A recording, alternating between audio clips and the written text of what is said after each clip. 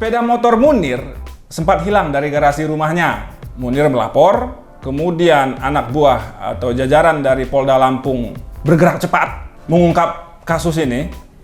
Dan akhirnya motor itu kembali ke tangan Munir. Bagi Anda para honorer yang menunggu jadwal pendaftaran CPNS 2023 dan PPPK 2023, penting sekali untuk mengetahui formasi seleksi CASN tahun ini.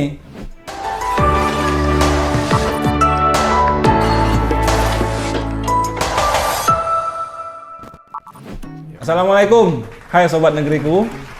Semoga sehat selalu.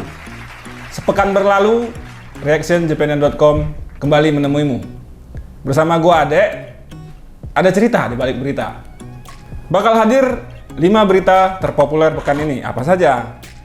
Ada soal Liga 1, tentang Kapolda Lampung, ada Rocky Gerung, dan lagi-lagi soal honorer. Bagaimana, kita mulai ya? Gue bacakan berita kelima. Ini tentang Persebaya meminta kepolisian menangkap provokator di laga Persija Persebaya.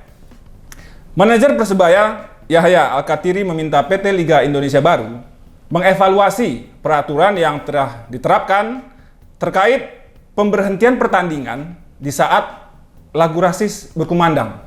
Menurut Yahya, dia mendengar ada lagu rasis ketika Persija versus Persebaya di Stadion Gelora Bung Karno 30 Juli 2023. Menurut Yahya, pengakuan Yahya, dia sudah berkoordinasi dengan panitia pelaksana.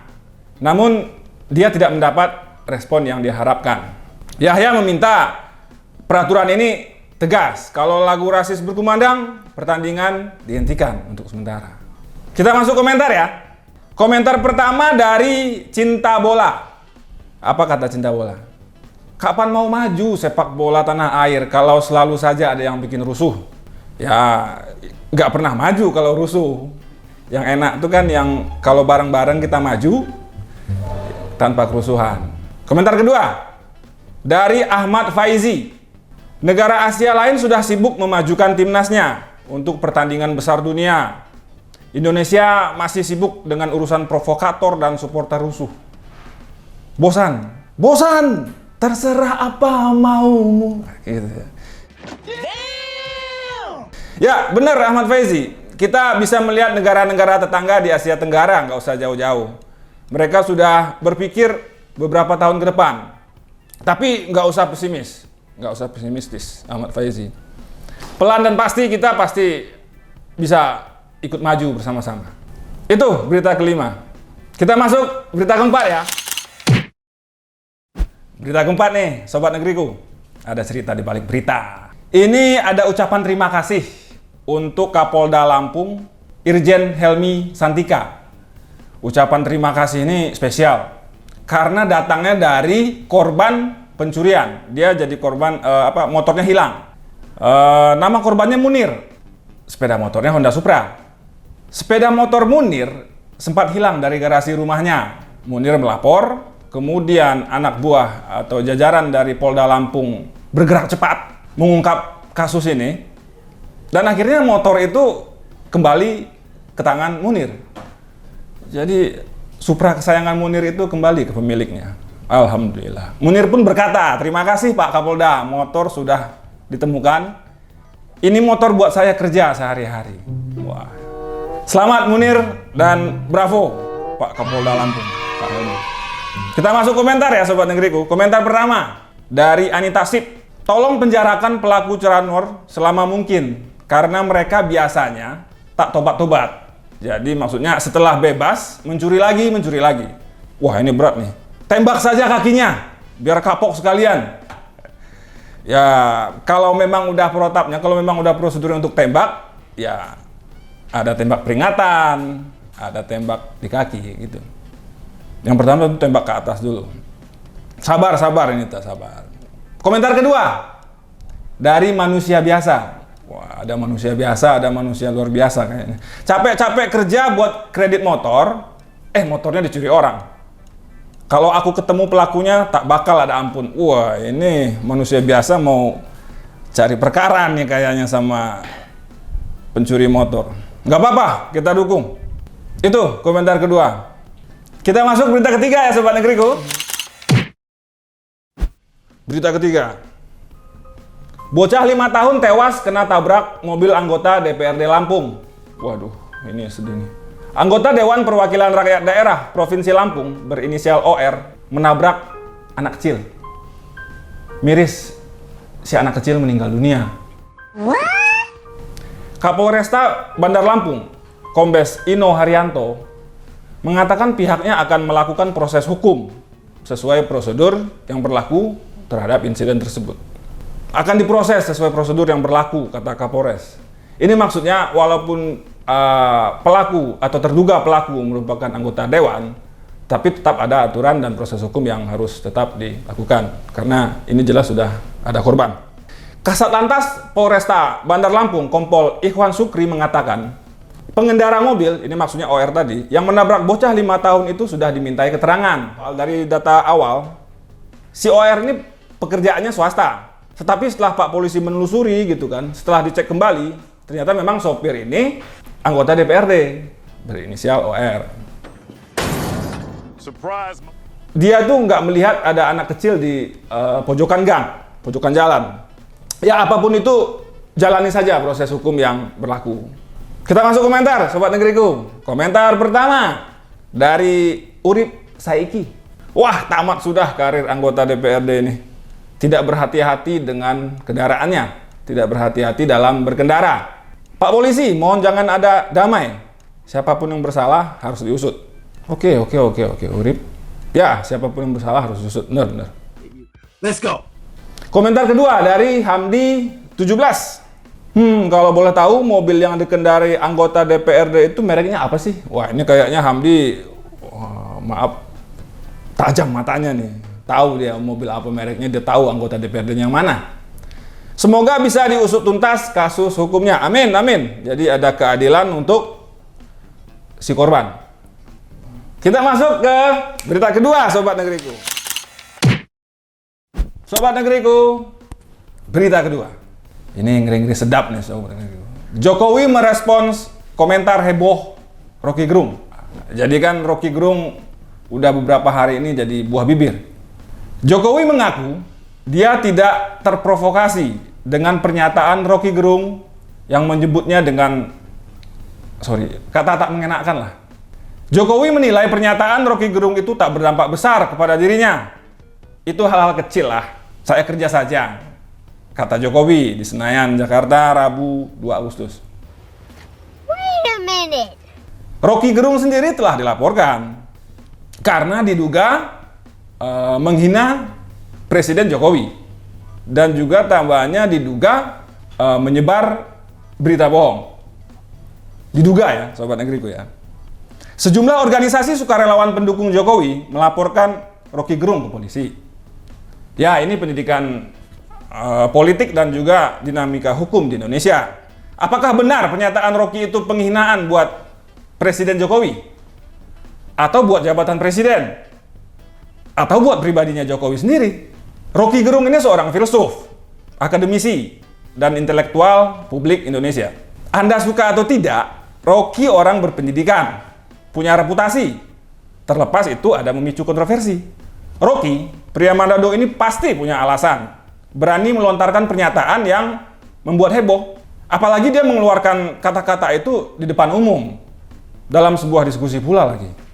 Nah, di sisi lain Sobat Negeriku, pihak Jokowi dalam hal ini, ya fan Jokowi lah. Dan PDIP yang merupakan partai Pak Jokowi, juga punya hak geram dan marah.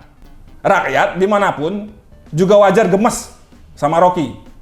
Mungkin rakyat yang itu tuh yang mencoblos Jokowi saat Pilpres lalu. Ya ada jalurnya. Tak suka silakan lapor, tak terima silakan bela. Entah itu delik aduan atau delik umum, silakan adu argumen. Ini negara demokrasi, Sobat Negeri. Let's go. Komentar ya. Komentar pertama dari Cinta Indonesia. Hanya Rocky Gerung yang berani sosor sana sini. Ngeri-ngeri sedap. Tak ada takutnya orang ini. Kalau bukan istilah, pepatah orang tua dulu, berani karena benar, takut karena salah. Ini jangan-jangan, ya begitu. Komentar kedua, dari dunia pelin-pelan. Rocky Gerung, kalau belum ngatain orang, belum puas kayaknya hidupnya. Ada-ada saja ucapannya yang bikin heboh. Ya mungkin kepuasan hidupnya adalah membuat ucapan yang heboh. Itu komentar dari Sobat Negeriku. Kita masuk berita pertama yang paling populer. Sobat Negeriku, ini yang Anda tunggu-tunggu. Berita pertama yang paling viral ini, Sobat Negeriku. Soal honorer, PPPK, ASN, CPNS. Tentang hal di atas memang menjadi perhatian utama JPNN belakangan ini. Saudari kami di lapangan, Kak Mesya, punya banyak informasi seputar dunia honorer kepegawaian di Indonesia lah. Termasuk yang viral pekan ini. Ada 2,3 juta honorer. Formasi PPPK 2023 hanya 990.000. Sisanya bagaimana? Bagi Anda para honorer yang menunggu jadwal pendaftaran CPNS 2023 dan PPPK 2023, penting sekali untuk mengetahui formasi seleksi CASN tahun ini. Kuota CPNS maupun PPPK tahun ini disiapkan sebanyak 1.030.751. Formasi terbanyak untuk instansi daerah. Khusus instansi daerah atau Pemda hanya diberi kesempatan menggelar seleksi PPPK. Bedanya dengan di pusat, boleh membuka seleksi CPNS dan PPPK. Banyak pertanyaan yang bikin penasaran, yang tak kunjung ada jawaban. Namun, bukan pemerintah tutup mata, terlepas solusinya memang belum ada. Menpan RB Azwar Anas telah mengajak seluruh kepala daerah menghadiri Rakornas persiapan pengadaan CASN 2023. Pak Anas ini pernah memimpin Banyuwangi di Jawa Timur. Ya dia juga paham lah problematika honorer, ASN, ya dan seluk-beluk isu tersebut. Ada 3 agenda utama dalam rakor yang digelar oleh Pak Azwar Anas tadi. Yang pertama soal persiapan pengadaan CASN tahun 2023. Kedua, penyerahan surat keputusan Menpan RB tentang penetapan kebutuhan pegawai ASN di lingkungan instansi pemerintah tahun anggaran 2023. Dan yang ketiga, uji publik rancangan undang-undang aparatur sipil negara. Sobat Negeriku, kita tunggu hasilnya. Syaratnya, Sobat Negeriku, jangan lewatkan berita-berita honorer di JPNN. Itu. Kita masuk komentar pertama ya Sobat Negeriku. Ini dari Aftanis, pakai H. Aftanis. Sisanya disuruh mikir sendiri sama pemerintah. Begitu saja terus sampai nanti. Capek ah. Waduh, kayaknya udah berkeringat banget nih Aftanis, udah capek dia. Kita masuk komentar kedua Sobat Negeriku. Dari Pejuang Rupiah. Wah, ini satu profesi kita nih. Hati-hati mau pilpres. Honorer, jangan terkecoh. Janji-janji manis lagi ya. Itu dia Sobat Negeriku, 5 berita terpopuler di reactionjpnn.com. Sobat Negeriku, update terus informasi harian kamu di JPNN. Semuanya ada. Berita politik ada, dinamika pilpres ada, berita hukum, follow up soal Panji Gumilang dan lainnya. Juga beragam berita dari daerah, dari seluruh provinsi di Jawa kami punya. Lalu di Sumatera Utara, Sumatera Barat, Lampung, dari Pulau Kalimantan dan Sulawesi, kemudian dari Nusa Tenggara Barat, Bali, sampai Papua. Jangan lupa komen, like, and share berita-berita JPNN. Nantikan reactionjpnn.com, ada cerita di balik berita yang berikutnya. Gua Ade, mohon pamit. Jaga kesehatan. Jangan dipaksakan hal yang terlalu berat buat kamu. Wassalamualaikum warahmatullahi wabarakatuh.